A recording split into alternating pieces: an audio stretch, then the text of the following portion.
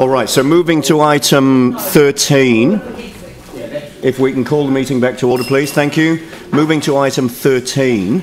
Pauline, I'll get you to introduce this item, but then I'm going to get Mike just to make a couple of remarks if he wants to, as he was the chair of this meeting. So, Pauline, if we can have your introduction, please. Oh, thank you. Okay, so the flood intervention policy, well, it emerged, as we all know, from the mayoral task force for flooding, which was formed with urgency after the massive 2014 floods.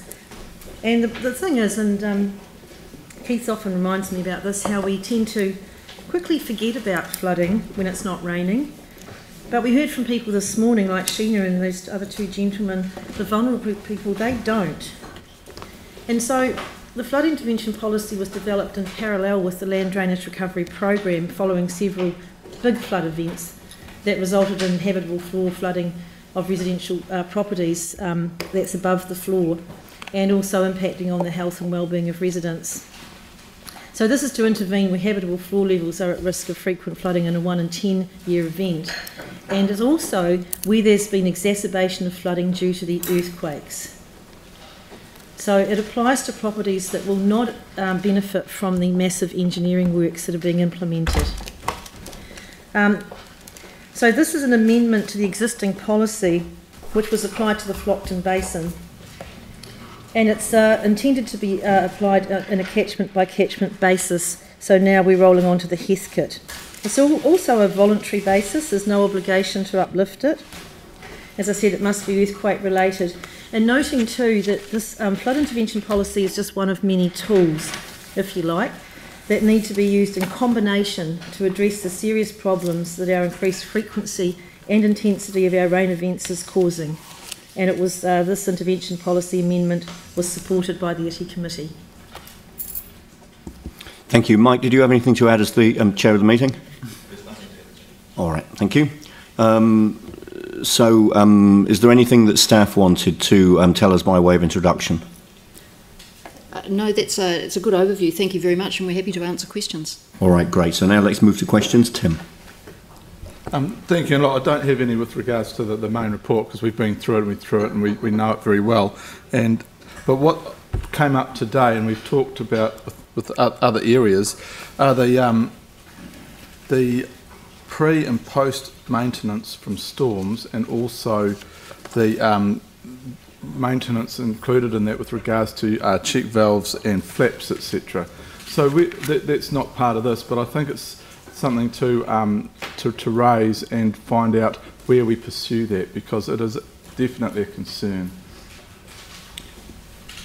I realise it's not specifically related to this report. They are operational maintenance issues. They're ones which we're working on constantly, and we're looking to improve on.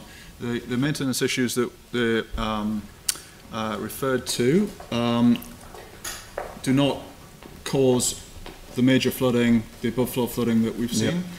So we need to keep that in context, but it is something which we're working hard to improve on. I guess it's more an emotional kind of connection with regards to the public can see, the residents can see that there is attention being paid to the area, and it's probably more so with regards to the post flooding when we have dust of contaminated soils, etc. And as we heard from Sheena with regards to nappies and other things. So I guess it's just to have a view on that, so that's not lost. Thank you. Yanni. Thank you. I put through a few questions, I know, yesterday, so I just wanted to chase up on those.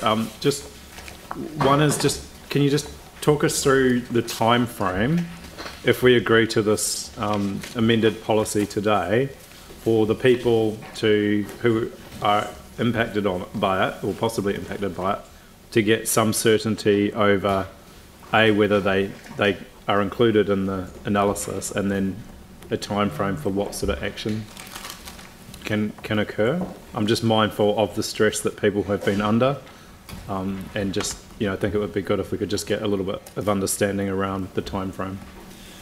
Well, obviously this is the policy amendment report, and that's covered under the next report. So just to be clear, this is just for my understanding is for the people that qualify for this policy, there needs to be some work done, and then there needs to be individual discussions. That's this report, isn't it? Or is that the next report? So there's two things. So the flooding intervention policy itself is in this report. Yeah. The rollout in the Heathcote catchment is in the next report. So it depends what you're asking about. Okay. All right. Well, So we can deal with it in the next one if you want, but it just... I can answer now if you prefer. I just thought it was relevant because of the experience with Flockton, that you might be able just to give us a kind of understanding around the time frame for rolling out the policy. Yeah. So if the policy amendment is agreed and the recommendation on the next report is agreed, then we would be in a position to contact potentially eligible residents within the next few days.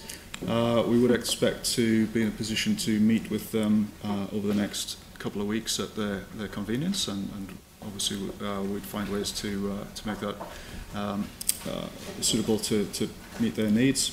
What we found from Flockton was that every negotiation is different and can take various lengths of time, but the initial contact could be made very quickly. And just to clarify,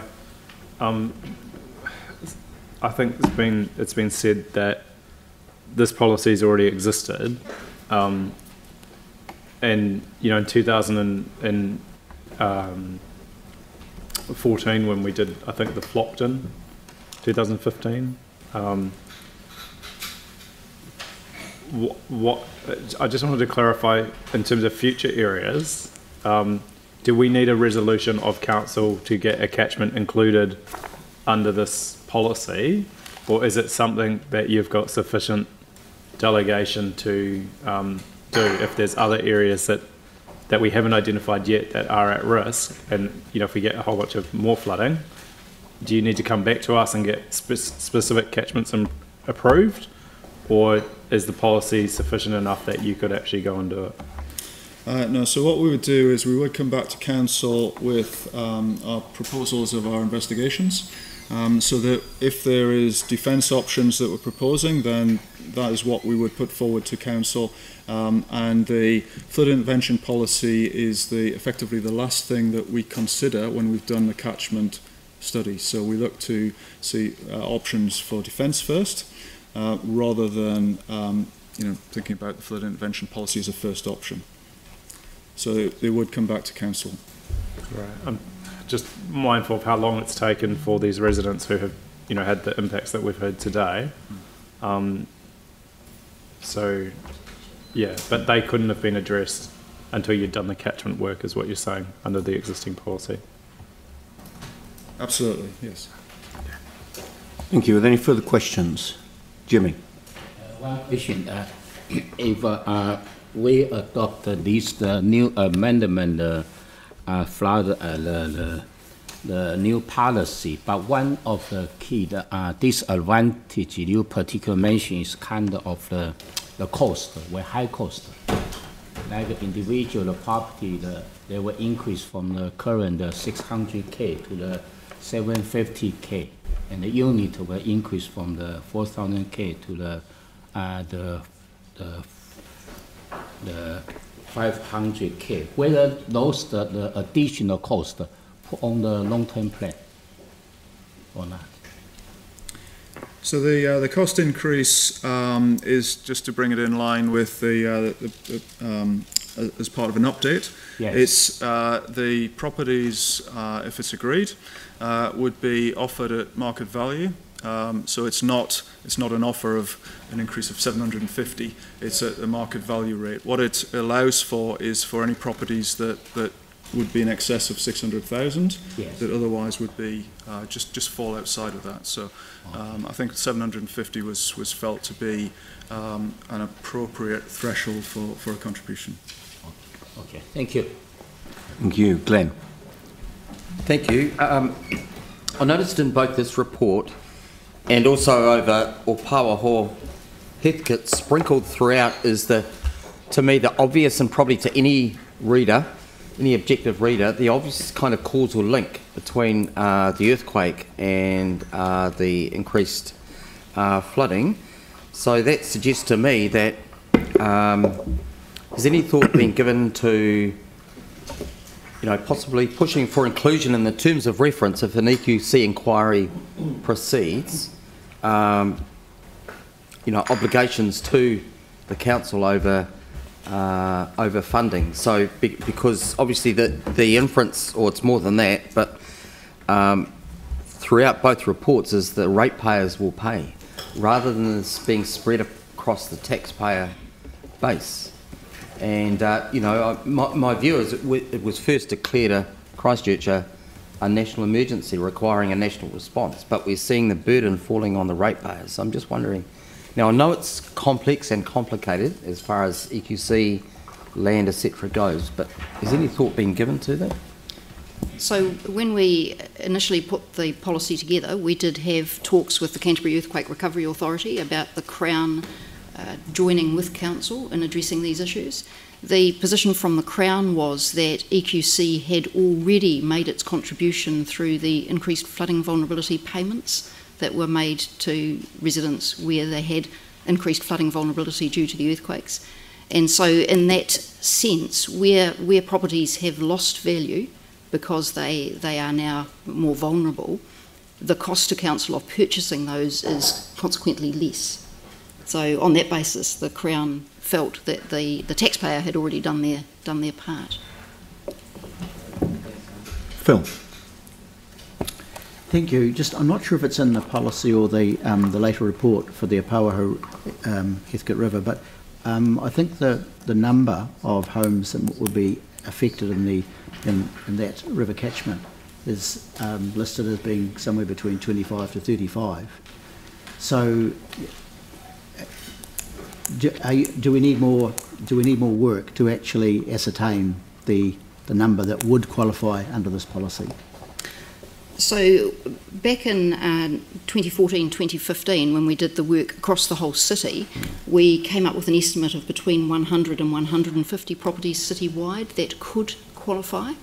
Now that included some 70-odd properties in Flockton, most of which were addressed through the engineering and the catchment, so those fell out immediately. It also included an estimate of around 30 to 40 in the Heathcote, and some of those properties will drop out because of the works being done, and that number of 25 to 35 stays. So that leaves you with your 50, up to 50 across the rest of the city. So we have since done some modelling across South Shore and New Brighton in terms of the number of properties that may be at risk out there. That's not modelling with actual floor levels, it's still just an estimate, and there are up to 12 out in that area that could also be included in this policy. It's between 2 and 12, we're not really sure. So it's very small numbers once you go past Flockton and Heathcote where the biggest risk was. Very small numbers in other parts of the city. And so the funding for all of those properties, it would still lie with the long-term plan that's yet to come? Yes, so it all sits within the land drainage program. So just clarify, thank you. One addition, it's in the land drainage budget to be approved by the LDRP. Yes. To be the LTP. So it would be funded from the LDRP programme budgets. Obviously, with the LTP considerations, that's something that needs to review and confirm budgets as part of that separate process.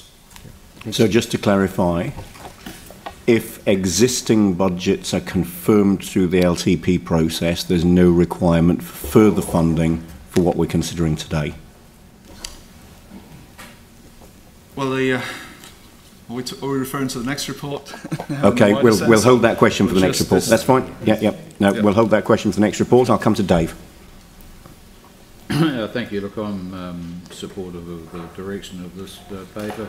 The only thing that gives me a little bit of a question is 6.8, where you're talking about 16.5 million with a cost certainty of plus or minus 30%.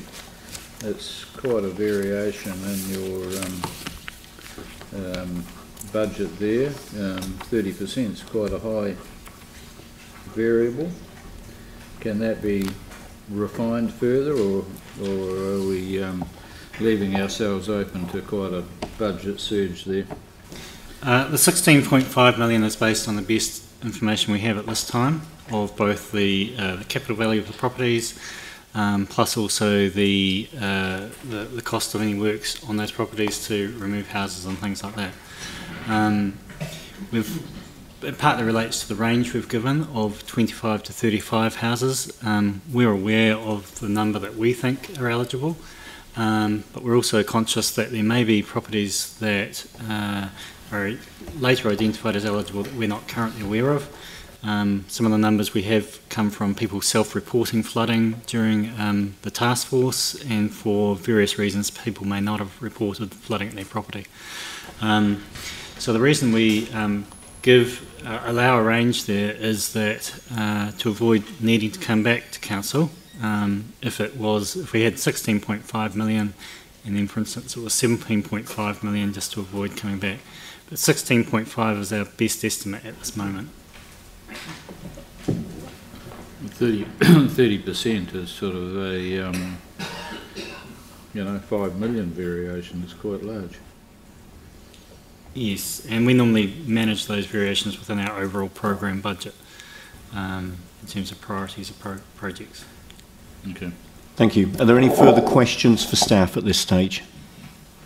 Okay, so in that case, do I have a mover for this very short resolution that's in front of us? Pauline, seconded by Sarah. Yep. And now moving to debate. Phil. Well, I'm obviously very happy to support this. I think it's timely, and I thank the staff for all the work you've done on developing the previous policy, and also just referring back to the earlier submission by Sheena, the individual conversations that you've already had with a lot of the residents and the engagement that we've already undertaken.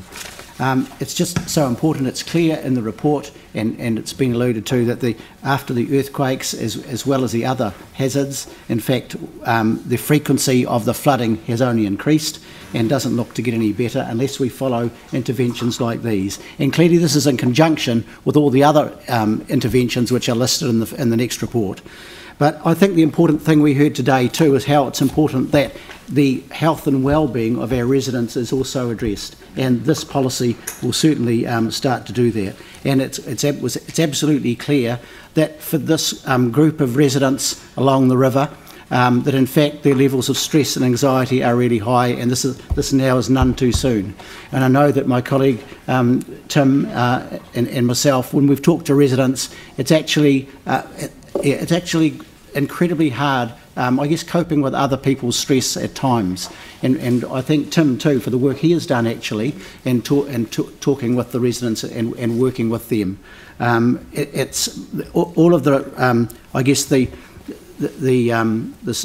stress and illness that Sheena referred to today actually comes to pass to a lot of families. So this is really timely, and I'm expecting that all of council will support this policy.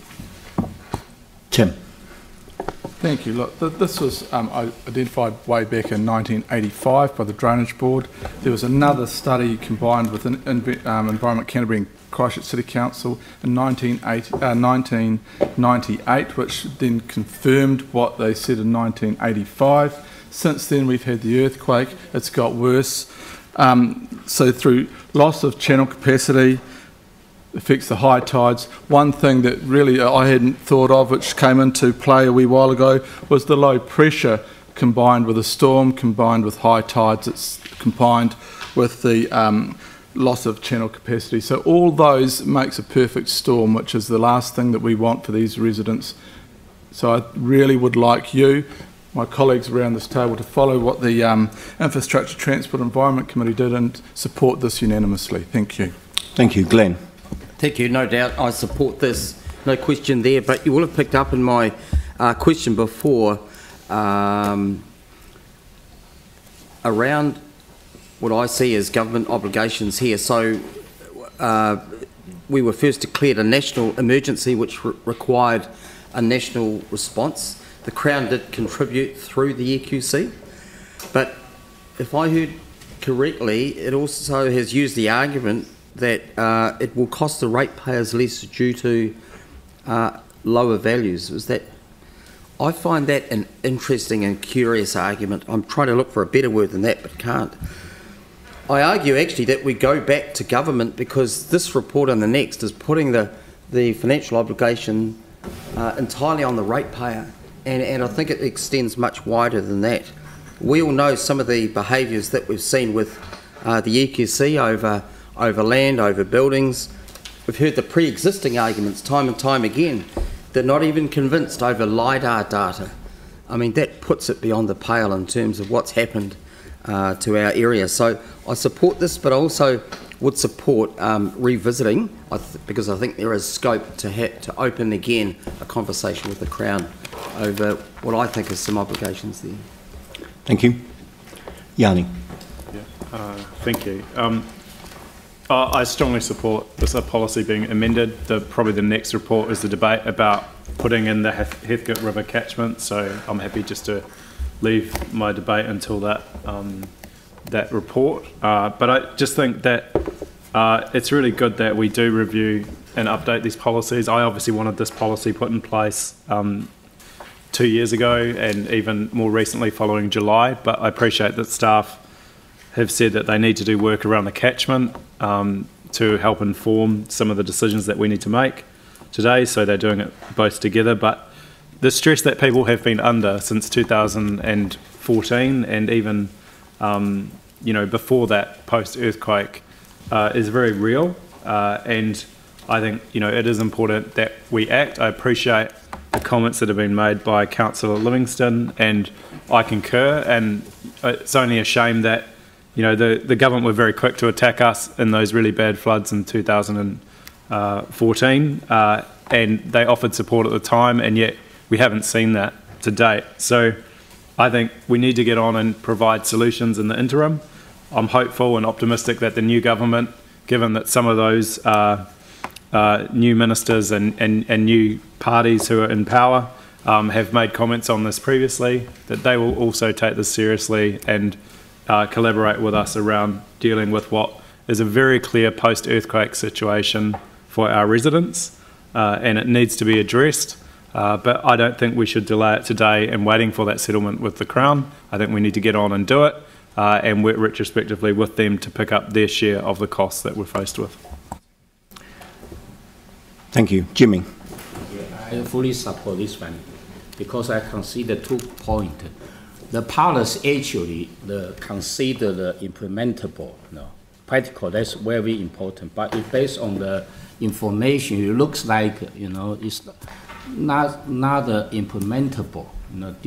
Have some of the gap to implement this one, or difficult to fulfill this the policy. So you need to consider amendment. That's very good. Also, if the amendment of the intervention policy can provide the clarity, particularly in here, on focus applicability, eligibility, and the intervention is one. That's very good. So I admire the staff face this react and have a proper the amendment regarding to this policy. So I support this one. Thank you. Pauline. Thank you. Look, yeah, and I support Phil's comments about how stressful it is coping with the residents down there who are so stressed out about this too, and I'm sure that Sarah and Yanni, Tim and Phil have borne the brunt of that, and we saw a lot of evidence of that at the 2 public meetings that were held recently down there. So it's a biggie. So we've also heard the distress and fear and financial loss from the people who came to speak to us today. Every time it rains, even if a flood does not eventuate. And we've heard too today how they hope they'll enter a good process for any agreements. And I have personally assured them that a good process was followed in the Flockton buyouts. People were treated with respect and staff proved sensitive to their needs. Time consuming because of the individual nature of every property. And reiterating, this is the last recourse after interventions and other works. Yes, it takes time. It has taken a long time, but anyone criticising that shows a lack of understanding of the complex nature of the Heathcote issues and the varied options which require investigation and modelling before committing ratepayer funds. So I'll support this policy as the ITI Committee has recommended, and for the amendment of the for the Heathcote.